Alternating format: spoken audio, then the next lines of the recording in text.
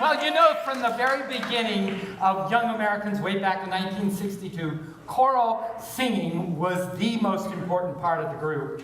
And we're going to take you now to a choral class. Bass, give me a line. They will break and jewel. Awesome. Sopranos. They will break and jewel away. Fantastic. Soprano and bass together. They will break and jewel away. Awesome. Tenors. They will break and jewel away. Sounds a little boring, but with everybody else, it's going to sound fantastic. Altos. They will break and jewel away. Now, this is what it sounds like all together. They will break and jewel away. Now, that's the idea. Yeah? Okay. For two, me for you, and you for me. Yes, you see, aha. We will be.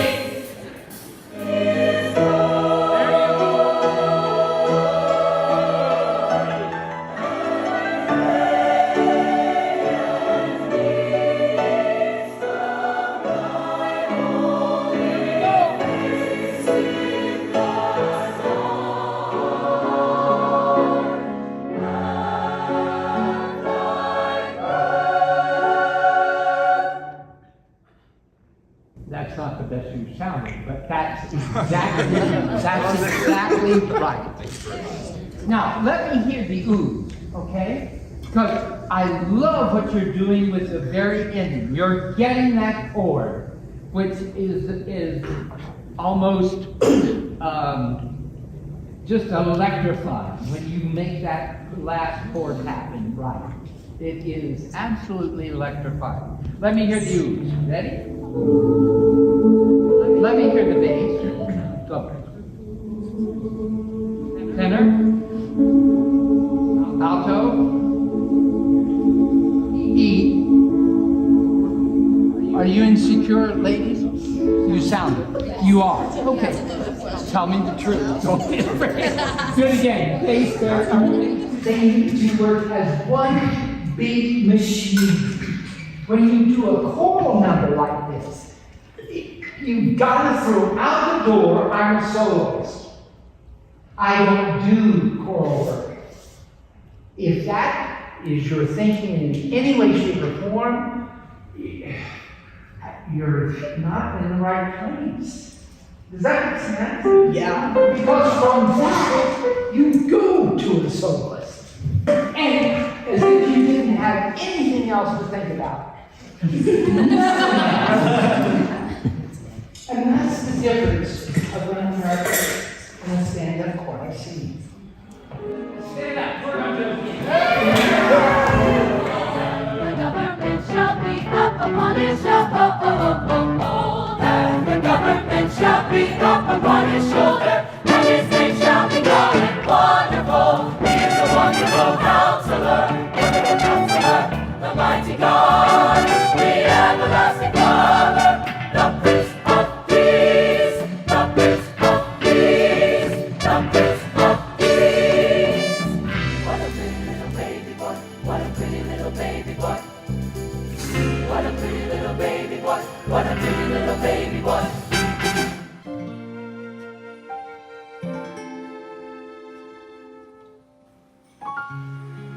All is well. All is well.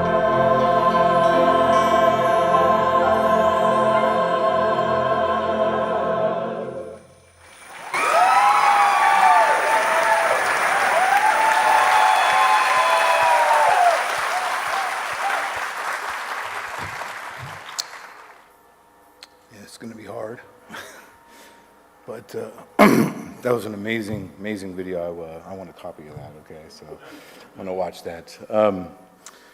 My name is Scott Delk. I'm Gary Delk's son.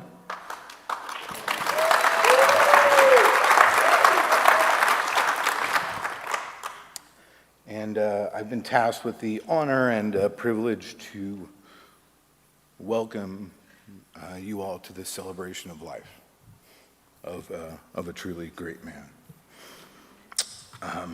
First of all, I want to start by thanking each and every one of you for coming. Some of you flew across the country, maybe even farther. We all had to endure Los Angeles traffic. So I truly appreciate everyone coming. And I especially appreciate the organization team and committee for putting this together. So thank you very much. This is a wonderful thing for Dad, and he would be upset that he missed it, I'll tell you that. Obviously, many of you here are from the Young Americans, and it was such a massive, massive part of his life, and in turn ours as his children. We were introduced to something that so many people have in their lives, music and dancing and production, but they don't really know where it comes from. And it really comes from this. It comes from the groups. It comes from the camaraderie that's built through organizations like the Young Americans. And he truly, truly loved being a part of it.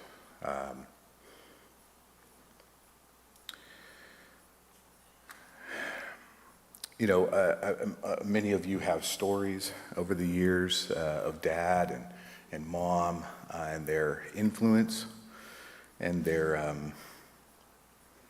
impact through music and through mentorship. And I look forward to hearing more of those stories today and as we move forward. Though Dad was an expert in all things choral and classical music and teaching and everything else, there was more to him.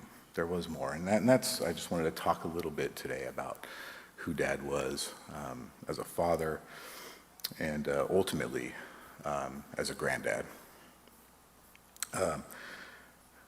Most of us here, we know his story. He grew up on a farm.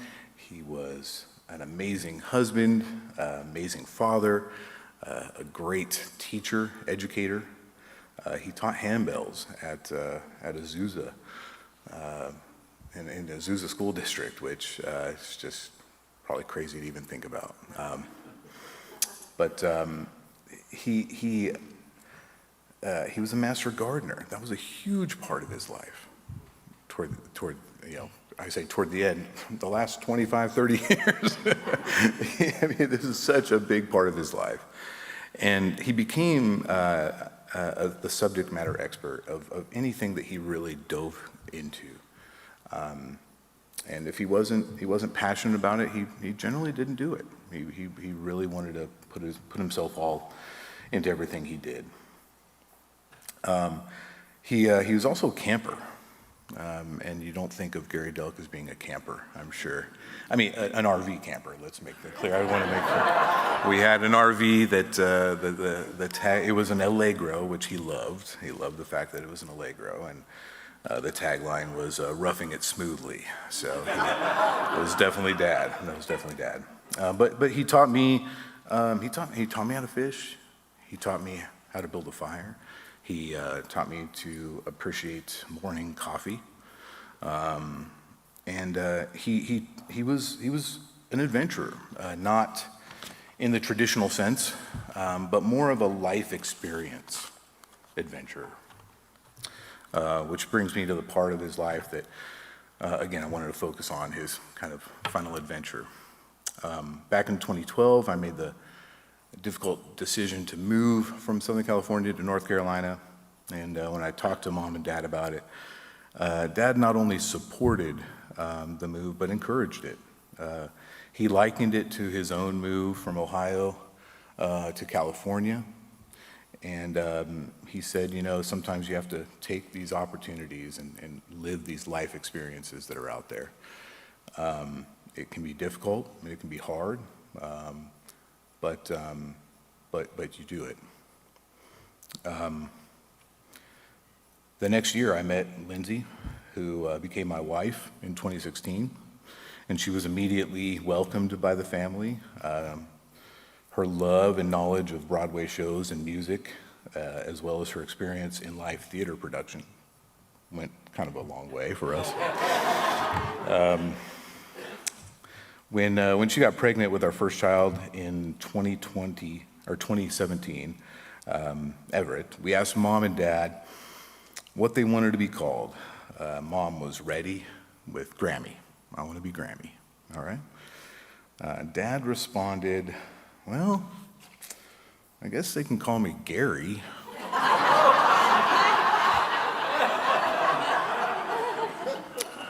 Or Granddad. So needless to say, Granddad, the era of Granddad was born. Dad really embraced the role of Granddad. And Mom even said, who is this man? You know, he wasn't like this when you guys. And I said, well, yeah, I'm loving it. And we really appreciated who he became with our children. After Avery, our second child, was born in 2020, there began some real discussion about him moving out to North Carolina. But with Mom's health and the house, 50 years in, it was kind of a daunting task, so we kind of held off. But after we said goodbye to Mom in 2021, many of you may remember that. I see a lot of the same faces. It got a little bit more serious for Dad, and he wanted to kind of embrace that next stage of life and really be a part of that mentorship with our children, and that's 100%. It was a lot, I assure Dad, you're 83. Don't say that. You're 83 years old. You want to really move across the country, and he looked at it as yet another adventure for him, another way for him to have a life experience, which is what he truly wanted. Once Dad was settled in the house, in late 2023, his kind of final form of Granddad really came into effect. We found the house that he loved 8 minutes from ours. We would go over there. He would make apple pies. He would make peanut brittle. He would make all the wonderful dinners for us to come over.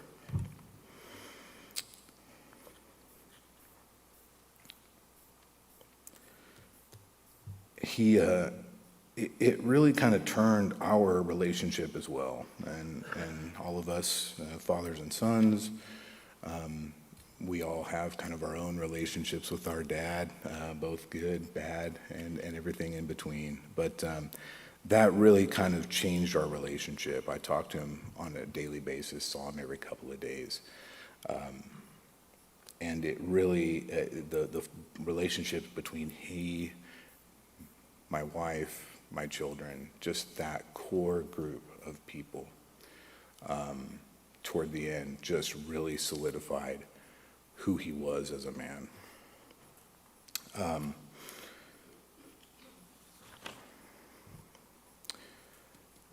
On the final days, he spent the entire day with Everett, my son, at his house. They had a great day. Everett was off school that day. It was a Thursday, and they had a wonderful day. We, as a family, without Dad, were going out to the beach, and we came over on Thursday night and picked up Everett. Dad was doing great, having a great time. And the next morning, he went out to breakfast with his friends.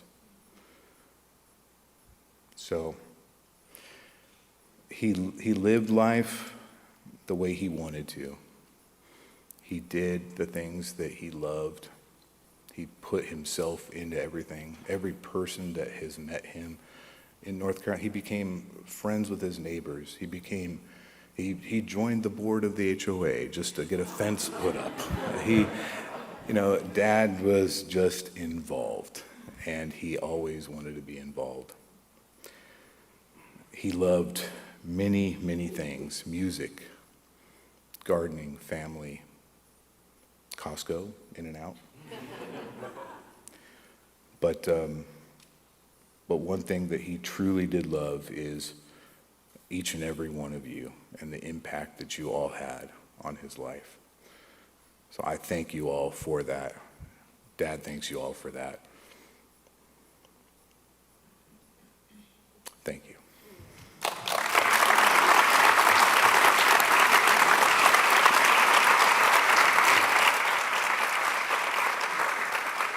Thank you, Scott.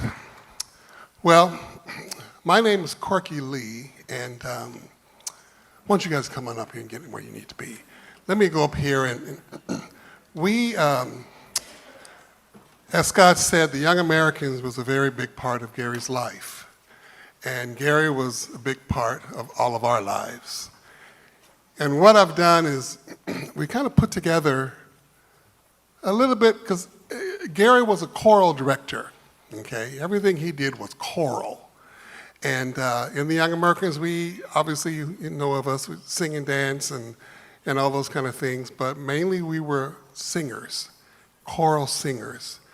And Gary was a big part of that. So what we've done is try to put together songs that Gary really loved to direct. Some of them are short, some of them might be a little long, but it's songs that Gary, I see him directing these things. And so all of us come from, like he said, from all over the country because we loved Gary. Very special man. And it's our privilege to share the talent that God gave us with all of you, knowing that Gary would want this. And I'm sure Gary is looking down saying, it better be good. Let us break bread together on our knees. When I fall on my knees with my face to the rising sun, oh Lord, have mercy on me. Let us drink wine together on our knees. Let us drink wine together on our knees. When I fall on my knees with my face to the rising sun, oh Lord, have mercy on me. Let us praise God together. Let us praise God together. Let us praise our God together on our knees. Brethren,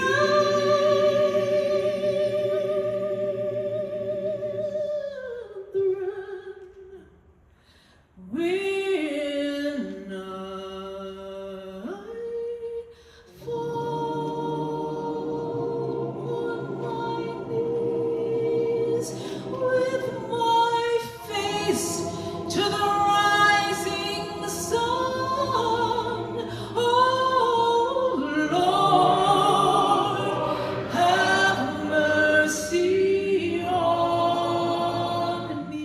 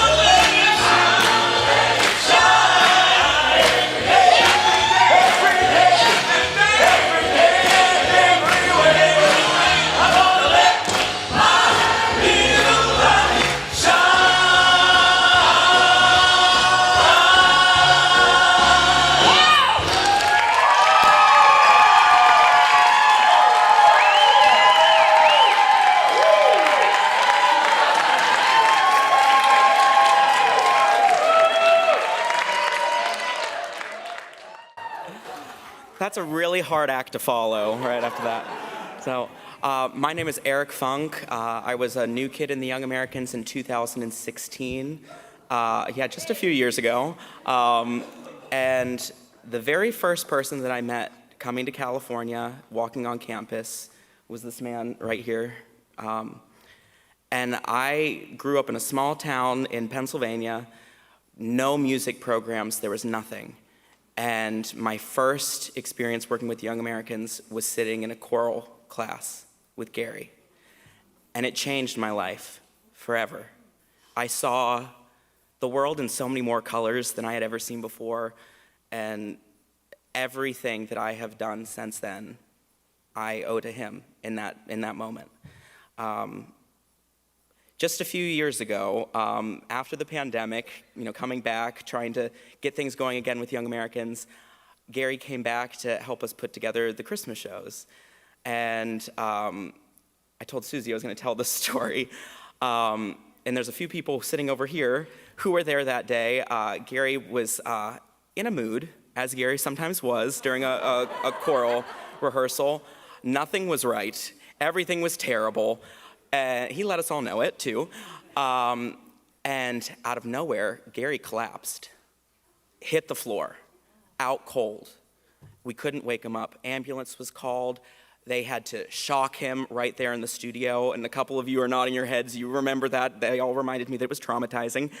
Gary went to the hospital. He was fine after that. And he called me that night because he spent the night in the hospital. And he said, "Can you please send a text message out to the kids to let them know that them being bad didn't kill me?" So I did. And then I picked him up the next morning to take him home. And he said that he was hungry, so we stopped and got lunch. And the first thing he did when we got to the table, medical band still on his wrist, he ordered a martini. And then ordered me a martini.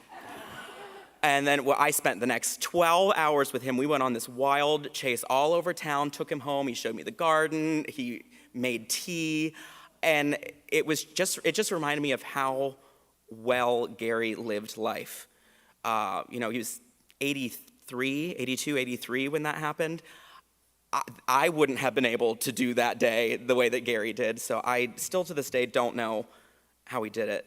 The following year, I had some family health issues, I had some personal health issues, and I was on staff at the Young Americans, and I was toying with, do I go home to Pennsylvania? Do I stay here? This was everything I ever wanted. And I called Gary and asked him about it, and I told him that I didn't want to leave him, and I didn't want to leave the group, and he reminded me that it doesn't matter how far you go. If you're a Young American,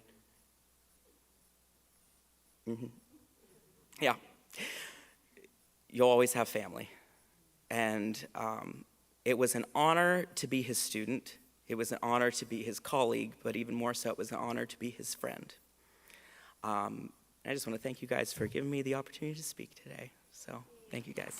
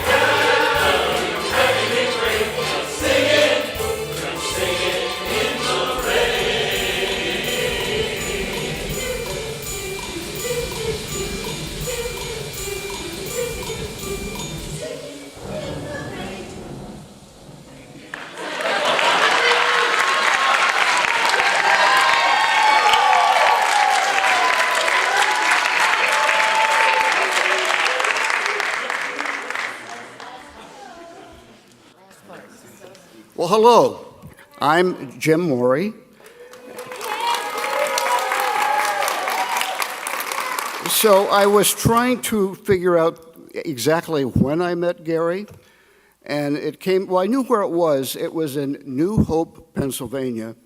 They were doing it was a Wayne Newton show. We did the first 40 minutes before Wayne Newton in a tent in the round. But I couldn't remember exactly what year it was, but then I recalled that Trudy and I just had our 57th wedding anniversary. Trudy Schaffner.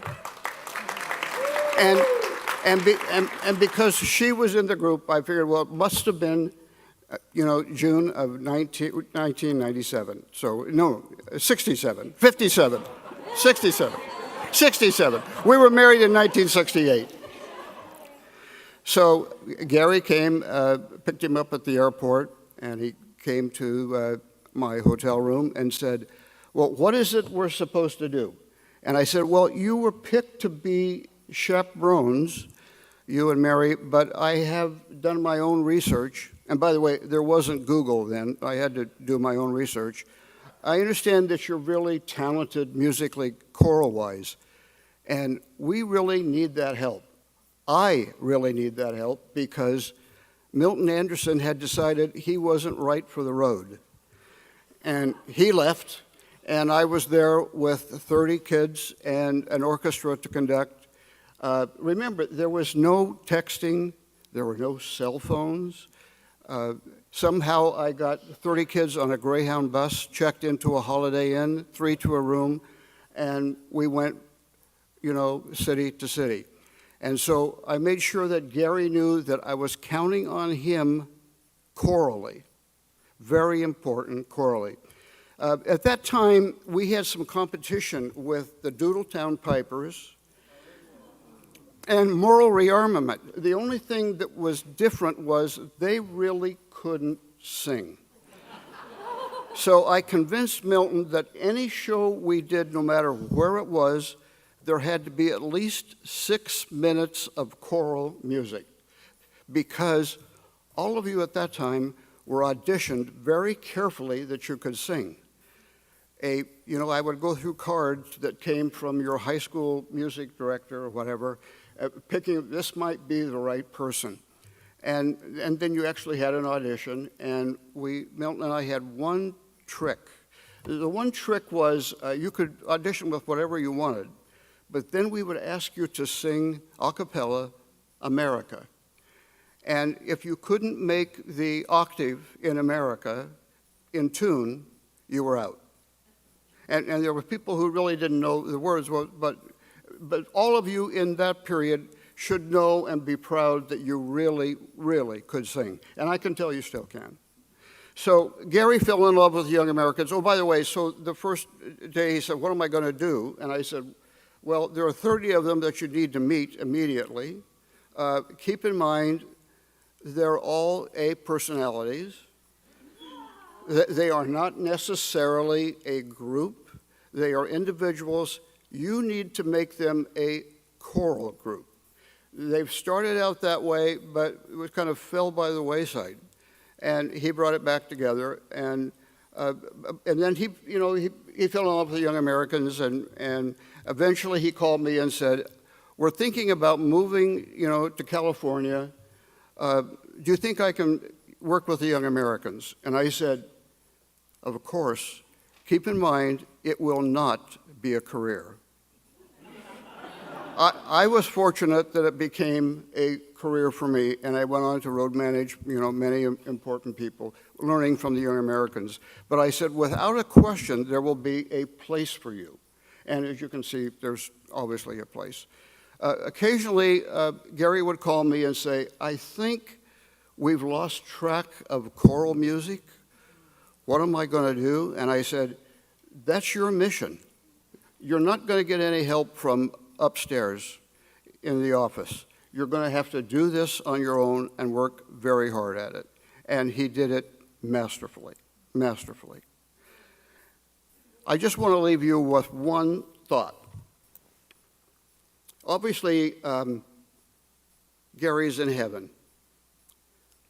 And And the reason we know this is he was a gift to us from heaven. I'm Susie Freeman Johnson. I met Gary when I was 15 years old, when I auditioned for the Young Americans. I didn't know who the Young Americans were. My school sent me to the rehearsal hall. My dad drove me in his Volkswagen bus. And there was Gary Delk to give me my musicianship audition. And I didn't know anything about the group. I didn't know anything about anything. I got in the Young Americans, and they gave me my life. This is a hard one for me, guys. I'm still working with the group. I volunteer. I produce everything for them in Michigan. And I can proudly say I think I know every single young American that's here today, that you've been in my world. So as I work with, we call them the new kids, the current young Americans, and I started to call them up to tell them we'd lost Gary. There were 3 of them that said, "Suze, he was the heart of the organization." And I went, "You're right, he was." So being blessed to have been asked to be on this committee, thank you very much, Delk family, thank you very much, Corky, for having me. I said to myself, what can I give to all of you that you can keep forever about Gary? So that's why I put this together. And the red heart that's there is actually the Valentine painting. I painted him this last Valentine's, and I sent it to him. I told somebody this story earlier, and they said, "Well, no one's going to believe you, Suze," but I talked to Gary and Mary for about 25 years every day. I did. They loved me. They guided me. They gave me encouragement. And I just want to fit this in very fast before I forget. There's 3 other people here: Jim Morey, Ruth Carpenter, and Bill Carey. Bill Carey, you're over there. When I was 16 years old, my father would drive me to the rehearsal hall, and I would type all of the letters to book the tours for Columbia artists. And Jim Morey, there's so much about you that I never knew. But my father said, "Susie, use this and use this." And these 3 wonderful, wonderful, amazing people, well, I know Ruthie knows because I worked for her at Paramount Pictures. She gave me my career there. Bill Carey, I would call from the payphone all the time. And Jim Morey, I just looked up to so much. So in saying all of that, Gary, you 3 were so important to Gary. And I'm sorry, Jim Morey and Bill Carey, there's not a photo of you in here. I didn't have one of you with Gary. But let me start out with sharing this photo on the front. Corky and our wonderful Kathy Fishburne, who's up here, take a bow. She did the video, edited it, put it together. And that last thing when Gary goes like this, that is this. And the reason that I chose this photo was this was the last Christmas show that Gary conducted. It was right after COVID. La Mirada did not want the normal magic of Christmas show. We got a lot of flack from a lot of our alumni on that, and they didn't know that La Mirada asked for only 75 performers and a different show. And having said that, the ending songs that you guys, I don't know where all the younger kids are, they behind? Yeah, there's Emma. Those guys knew the last church songs, we called them, that Gary would always conduct. And we did different songs, a little bit different. And in that video, if you saw the band on the side, that was new. We never did that. And Gary was so excited to conduct that band. And Leaf was the CEO at the time. And he said, "Suze, get the Boeing band out here." And we flew them all out, and Gary conducted them. So this picture I chose because Gary was so proud that he did it with only those few voices. And he just turned around to the audience and he said, "I did it, I did it." And he's actually wearing a Christmas brooch that the family has given back to Leaf because Leaf gave it to him. So I just know in signing off to you all, I will continue to drive down the road in Michigan where I live that's on the lake. That's where I would call Gary and Mary.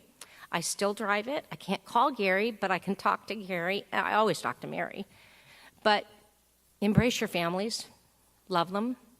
Live your lives with no regrets. because that's what our dear friend Gary did.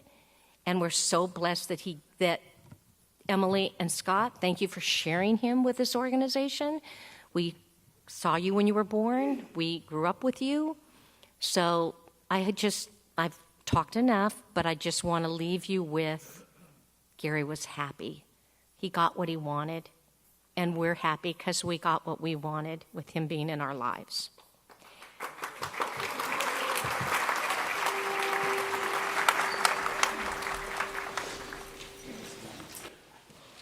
Take my hand, precious Lord, lead me on.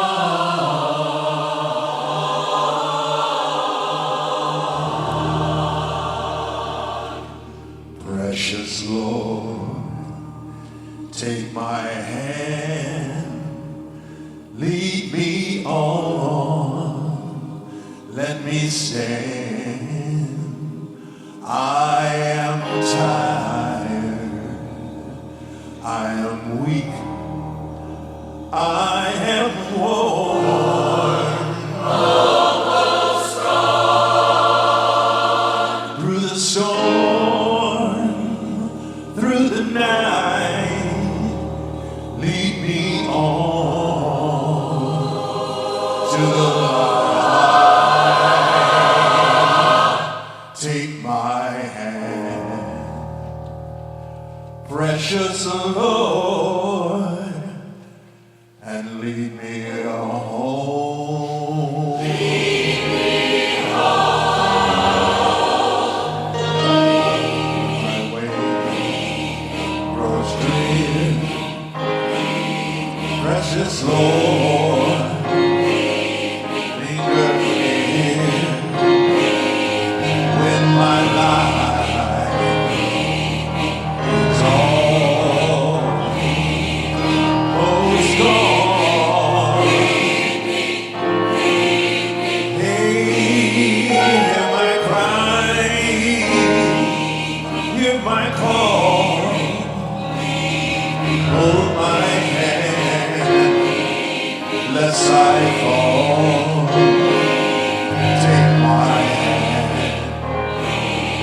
precious Lord, lead me home. Precious Lord, take my hand, lead me on, help me stand. I am tired, I am weak,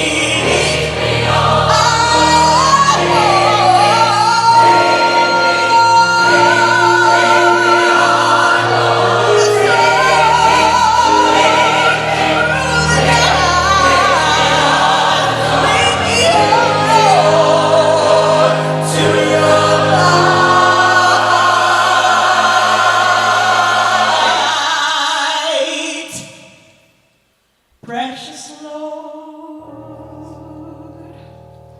take my hand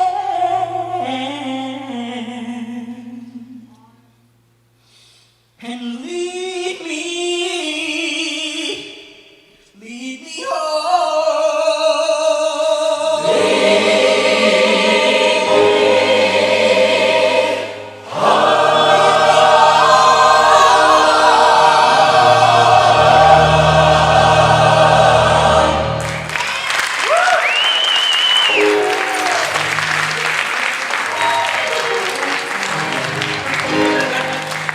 We're almost all in our seats. Susie, I know you were on the same call with me when we said we were doing 4 minutes for a speech.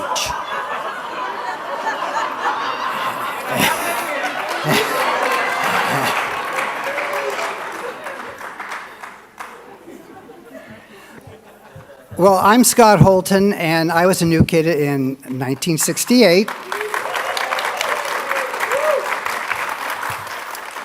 And, gee, when it was time to think about what I was going to say, and what do you say about a guy that's been around for that I knew for 56 years, but he was 85 at his time of his passing.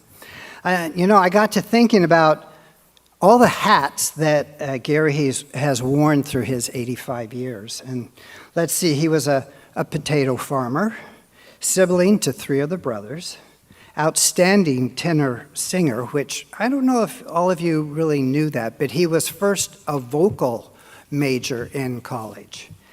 And he was an orchestra leader, a choral director, husband for 58 years, father of 2, master of gardener, handbell director, minister of music in 2 separate churches, title of Mr. Tomato, and an outstanding cook. And he was also one of my personal favorites, a friend. And I got to thinking about all the qualities that make up friends, and because it was 4 minutes, I cut it down to 3. First, a friend listens often more than talks. And Gary has always been there for me when I needed to vent, share, or get an opinion. Those early days of knowing Gary on tours, we would spend hours asking each other questions about our childhoods, relationships, families, and friends. He was always open to sharing his life, but he seemed more interested in knowing about me and my life. Gary and I would call each other often, if for no other reason than just to say hi and to share what had been going on since the last time we talked. Luckily, this continued right up to the week of his passing. Secondly, I think a friend leads by example. And my first meeting with Gary set that tone. My first tour with Young Americans was amazing. 3 months in the Far East. First stop, Sydney, Australia. Second day, we were to take a bus to rehearsals at an Aussie social club. I was late, really late, boarding the bus. Okay, I was the last aboard and had held up the departure by 15 minutes. Of course, when I did board, everyone clapped as I meekly went to my seat. The only seat left next to Gary Delk, who was never late. He smiled, reintroduced himself, and proceeded to tell me in his sternest of directorial voices how utterly disappointed he was in my lack of responsibility and for holding the entire group up, and that it would never happen again, or I would find my own transportation on my own dime. And there was another round of applause. Thirdly, I think a friend includes you in their life, and Gary and Mary, and Gary and Mary and their children, Scott and Emily, certainly have done that for me. Having moved from Ohio to California, he soon needed to buy a house. And I loved looking at model houses. And I found one close to where I was living in La Habra. Gary and Mary looked at it and it had a whopping price tag of $43,000. He could not wrap his head around spending that much on a home because in Ohio that would have come with 200 acres. But after several long talks, the 3 of us decided he should buy it. I really felt great about helping them with that decision. When children came along, Gary made sure I was included in all things kids, selecting cribs, strollers, clothing, toys. I even had some influence on names, even though I did get second billing, Brian Scott. Now, having had children, it was important to be home for the holidays, so Christmas Eve dinner became a tradition, one that lasted over 35 years. Even though guests may have changed over all that time, one thing never did change: the meal. Cheese fondue would be Christmas Eve dinner every single year. One of the most inclusive things that I would end up doing with Gary and Mary, and it's actually in your brochure, is they asked me to join them on their 25th wedding anniversary on a cruise. So the 3 of us in an inside room or cabin, spent 4 days laughing our heads off, and we had a really great time. And luckily, the last time I saw Gary, we were on another cruise when he came out here for Jim Bates. And so I was really fortunate to be part of that. Now here we are, having come together, sharing stories, songs, and sights about a man that has touched us all in so many profound ways. He touched me the most simply by being my best friend.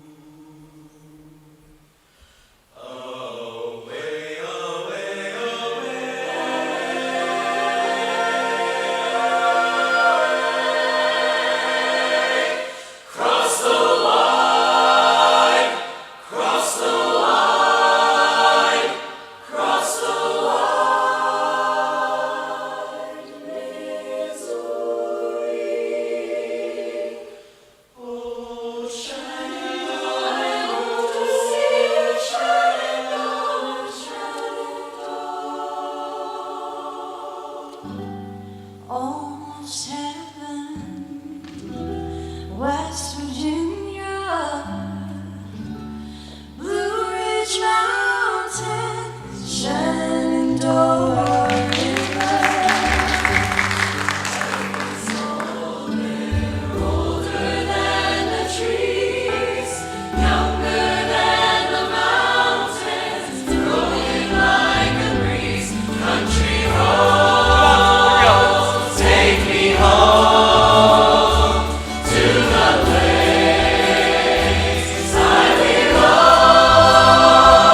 West Virginia, mountain mama, take me home. Country roads, take me home. Country.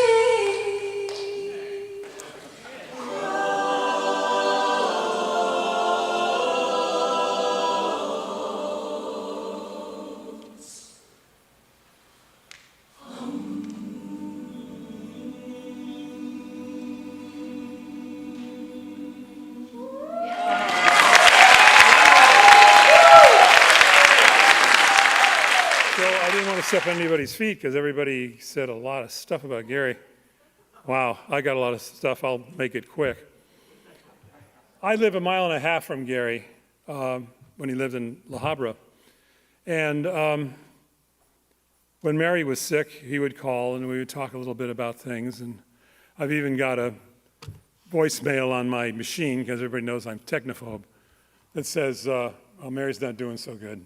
And we'll be in touch. So the next time I saw Gary was at Mary's memorial service. And some of you were there, a lot of people were there.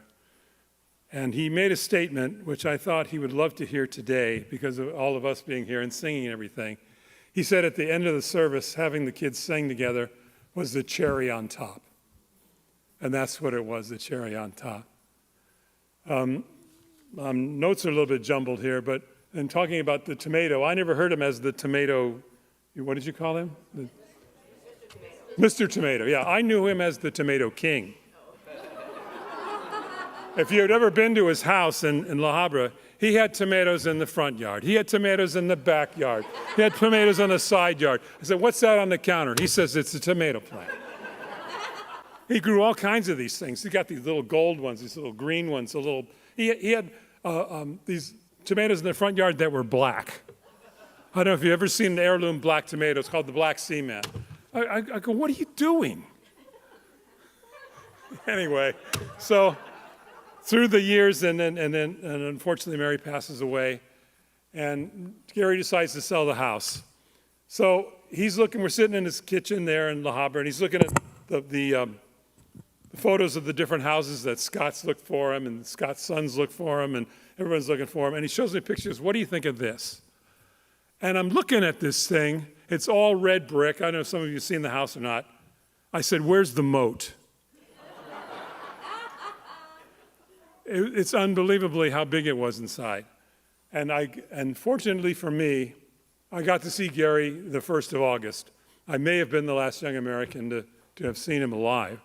But he looked healthy. He didn't, he'd go a little bit in the mind and the thing. He was 85 years old. But boy, you never said that around him. You never said how old he was. We were at his son's house on the Saturday before he passed, in August, and he went to say, well, you're 85, Dad. And he goes, no, yeah, like that. So he gave me the big tour of his house. Man, this thing was fantastic. We're walking around outside, and he's got his cane with him, but I don't think he really needed the thing. I think it was just an affectation for him. And I'm looking at the flower bed, and we're walking around, and he's pointing to that. He says, do you see that? I said, yeah. He says, that used to be an azalea. Okay. You see that over there? That used to be a daylily, like a tiger lily. So he's got a deer problem, okay? And they're everywhere around the house. As we're walking around the house, and I'm looking beside me, and I see Bambi and his mother over here. And he takes his cane. I'm telling you, get out of here. Man, that was crazy town. And he's walking me in the back. He says, you see all that yellow tape back there? Because the lot he had was fantastically large. And he says, you see the yellow tape? That's where my new fence is going to go. That's where I'm going to stop him. I said, oh, my God. I said, that's unbelievable. It's unbelievable. When it comes to the young Americans, though, the thing he stressed to me was the sound. He was always looking to get the sound. And going back to the days when I was in the group, when we were in Culver City, on Culver Boulevard, or whatever that street was down there, first thing that always impressed me when we warmed up from the first day was Young Americans, the sound, absolute sound. And that's what Gary always tried to achieve. And so that's what I miss the most about him, is talking about the Young Americans. I had gone on the trip to see Gary. He was at the tail end of a trip where I went to northern Indiana, and part of the trip was I was going to go up to Boyan to see the show. I was going to see the show on Thursday. On Wednesday, I get a call from Susie and from Phil. By the way, the kids are sick. Some of the kids are sick. We're not going to do a show. So I drove the 325 miles anyway, back up to Petoskey. When I was in Petoskey, they didn't even have a McDonald's. Okay, not even one. And this place just grew into this gigantic thing.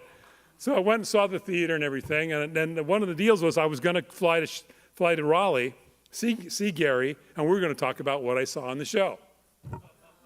So anyway, when that ended, Phil was nice enough to email me a copy of the show that was shot up there by Pure Point, and got to see it. Got the tape on the 17th of August, which was the Sunday before Gary passed. I called him at the house, and I said, can we talk about this when I get back? I'm going on a cruise. I'll call you Friday. So that was that. But man, what a great guy, because you could pick up the phone and talk to him anytime you needed to talk to him. So thanks, Gary, and thanks for the fun. And thanks, you guys. I'm really glad I got to be here.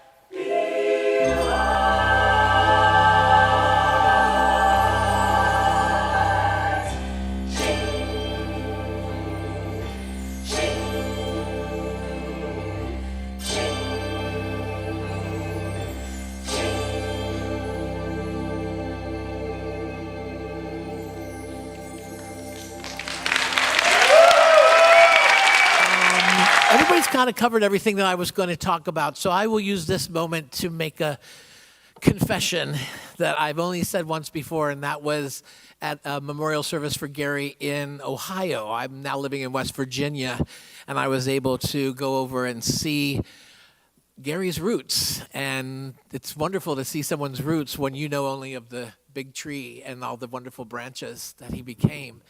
So my story that I'm going to share with you is when I was auditioning, and lots of facts have come up to back me up here.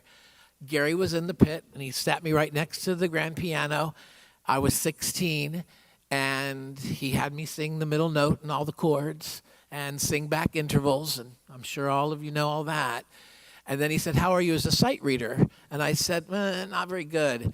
And so he handed me the music, and it just so happened to be the same America the Beautiful that my choir did, that I had memorized. And there were no words in it, but I knew this because I'd sung it 2 years in my choir. And so I'm like, "Oh, well, would you like me to read the melody or the tenor part?" And he said, "Well, if you can read the tenor part, yeah, that would be very impressive." And so I did it, and of course I've sung this for 2 years, so I did it perfectly. And he was like, "You shouldn't be so humble. You're an excellent sight reader." I said, "Oh, thank you, Mr. Delk." What can I say? So, Gary, that was a lie. And I am a fraud. I'm a terrible sight reader. So that's my quick story. I'll let them tell a better story in music. Great to see all those young faces.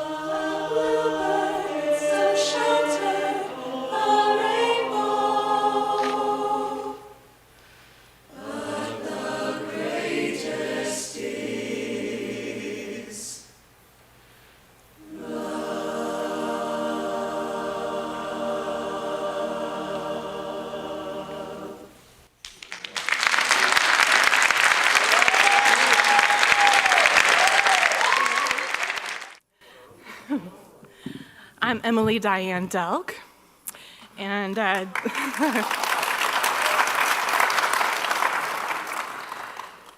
just want to say, if Dad were alive today, he would be so mad that he was dead.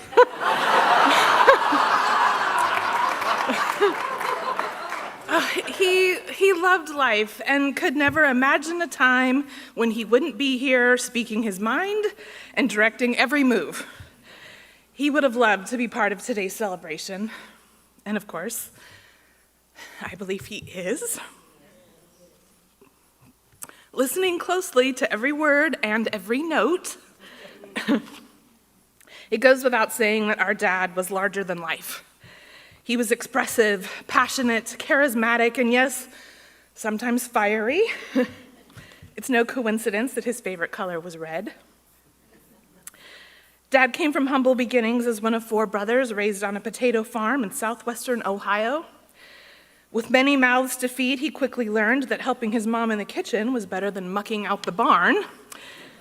That's where his love of cooking began, eventually perfecting his prized potato salad, Sunday suppers of fried chicken and gravy, and of course, his legendary apple pies. Though he left the Midwest, he carried its values and pride with him all his life. Maybe it was those long, cold winters that fueled his appetite for adventure. Dad was the only member of his immediate family to pursue higher education, earning his master's degree in music education. He loved to teach, to share knowledge, and to inspire others. For him, education wasn't just a career, it was his passport to the world. It was at Otterbein University, singing in the college choir, that he met Mom. And not long after, they were introduced to a new group called Young Americans. Dad's passion for music, teaching, and the YAs brought our parents to California at the beginning of their 58-year marriage. In those early years, before my brother and I came along, so many of you crossed paths with Mary and Gary, traveling the world, forming bonds that shaped lives.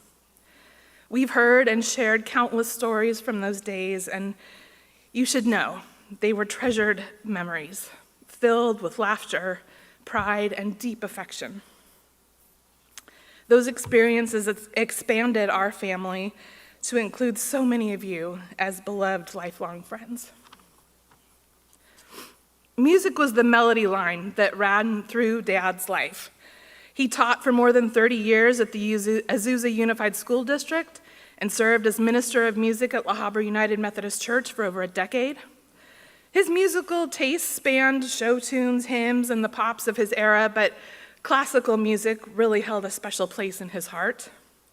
KUSC was always on in the car, and many Sunday mornings began with the hypnotic chanting of Gregorian monks. When Dad conducted a chorus, you could see the music move through him. From his exuberant expression, to the lift and fall of his arms, to the bounce of his oversprayed hair, and the precise flick of his baton, he didn't just hear the music, he felt it, and he made sure everyone around him felt it too. Dad had an incredible work ethic and high expectations of himself and everyone else. Whether spending a weekend working in the backyard or packing up the RV for annual family camping trips, he wanted us all right there at his side to be ready for the next task. He taught us the importance of showing up, of following through, and honoring commitments. As a family, we were often the first to arrive and the last to leave every rehearsal, performance, and event. And you better believe my brother and I learned how to properly wrap a mic cord. He held many titles: director, teacher, husband, dad, but the one he proudly created for himself was Mr. Tomato. As a certified master gardener volunteer through the University of California for 25 years, he earned a gold star for project leadership and the coveted Golden Trowel Award from his peers. We will miss the delicious fruits of his garden, and maybe even more, the sage advice about manure and the benefits of worm castings. If you're not familiar with worm castings, let's just say use your imagination. And so here we are, the finale, Gary Delk's big finish.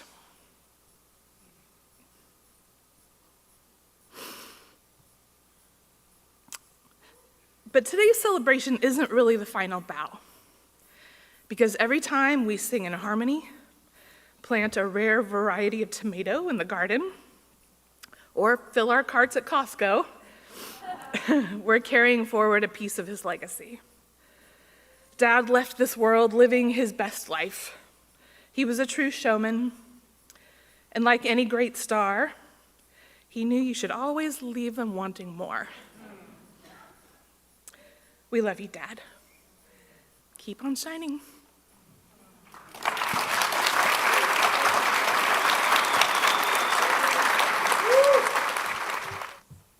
Well, that brings us to the close of our celebration for Gary. And as you can have seen, that the man loved music, and he knew how to make us sound good, and we've just loved him. Gary was tenor, bass, alto, soprano. That was his language, and we all spoke his language. And, you know, we've done certain songs, and it took a lot of people to pull this off in such a short period of time, but I won't take the time to thank everyone because Susie's already gone through the whole program and thanked everybody. So I won't take any more time to do that.